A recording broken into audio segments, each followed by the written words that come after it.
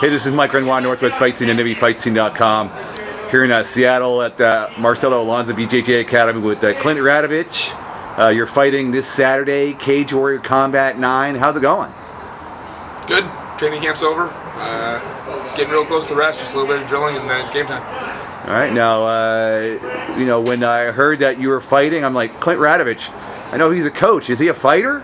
It's been a while for you. How long has it been? I think real close to 10 years on the button. All right. I think in fact October of 03 was my last fight. Now, why get back in there? Well, I mean, I suppose the biggest single motivation is, my coach and longtime mentor, Maury Smith. He was on this card, and we recently did the Fight Master show together and had talked about it a bit. And just a really cool opportunity to get to fight with a legend on the same show. It turns out I get to fight with a couple other pretty cool ones too. But he was my driving force, and then really beyond that, my students are my inspiration. I train with them all the time, and I see their growth, and I see them enjoy their fights, and it's something that I didn't get to do as much of as I wanted. So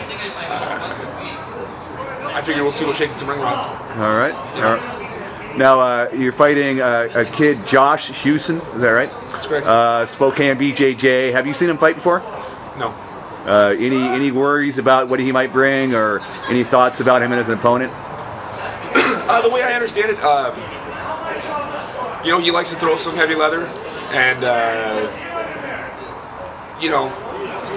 I'm not concerned with any portion of his game, I suppose. I figure he's going to use punches and kicks and some grappling and tackling, just like I'm going to use. So the rules are the rules. I've seen all that stuff before, and I've given it back.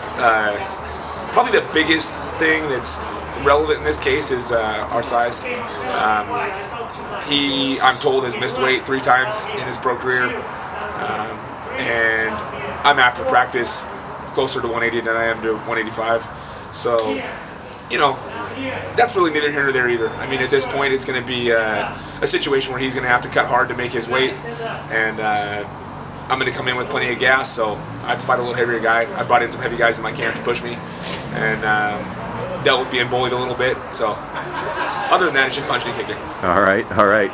Now, let's talk about that Fight Master experience. Spike TV on Bellator Fight Master. What was that like? Amazing. It was a really cool experience, just being around the people I got to be around, Randy Couture, Frank Shamrock, Frank Trigg. Really, the assistant coaches that were there were amazing too, Diego Moraes and, Melanson and Mark Montoya. So I had a really, really, really good time training with high-level guys, being around high-level guys, and I enjoyed seeing that new crop of welterweights coming through. So, plus, I mean, any opportunity to go somewhere and spend 6 weeks of your life doing nothing but training and get paid to do it is amazing. So. Right. Now, apparently, your background, you have you're a black belt in judo. Is that right? Correct. Are you still practicing? No, I haven't for a long time. Yeah. What got you into MMA years ago? Probably just the gravity of MMA itself. When I got done with college, I started to play judo. I had wrestled and boxed a little bit when I was younger, and really I didn't realize that judo was even the sport that it was, honestly. And I stumbled across a great, probably the best youth development program in the country at the time. Produced 2 Olympians, future Olympians, and I really enjoyed it and enjoyed competing at a high level all of a sudden, and realized I could do it in another sport. And because of the number of days a week that we trained, I used to cross-train in BJJ. And BJJ at the time was kind of an MMA feeder, and it was not focused as much on sport BJJ as it has developed to be over the years. So, I kind of made the migration. And Marcelo, who I'm with now, was kind of in and out of the country, different things like that. So I found myself at AMC, which is home of, again, fantastic world champions. So I really happened to cross beautiful places to train and was blessed with world-class coaches in both those sports. And, that was it. Right on. And then coaching now, you're obviously working with a lot of students. Tell me, who are you working with in particular, and who should we be looking for? Ardani Ardani is my newest prospect. Ardani Mora. He's doing very well as an amateur. He really came to us very raw, but with a lot of energy and a lot of drive. And he's making good on that. I think that Ardani's a future prospect to watch. I've also worked with CJ Marsh, who's been in and out of the game a little bit, had some injuries. But CJ has a lot of physical potential, so we'll have to see, depending upon his life choices. He's pushing 30 here, what he's going to decide to do with it. Right now, Gabe Solario, who's also fighting on the same card, is a guy I've been coaching. Definitely has big league talent. He's got some holes he needs to work on, and his work schedule hinders him a little bit. But Gabe's definitely a spotlight to watch, and there's kind of a under the radar guy who you'll see pretty soon named Tim Hester, and he's going to be a sleeper for some people. I'll tell you that right now. All right.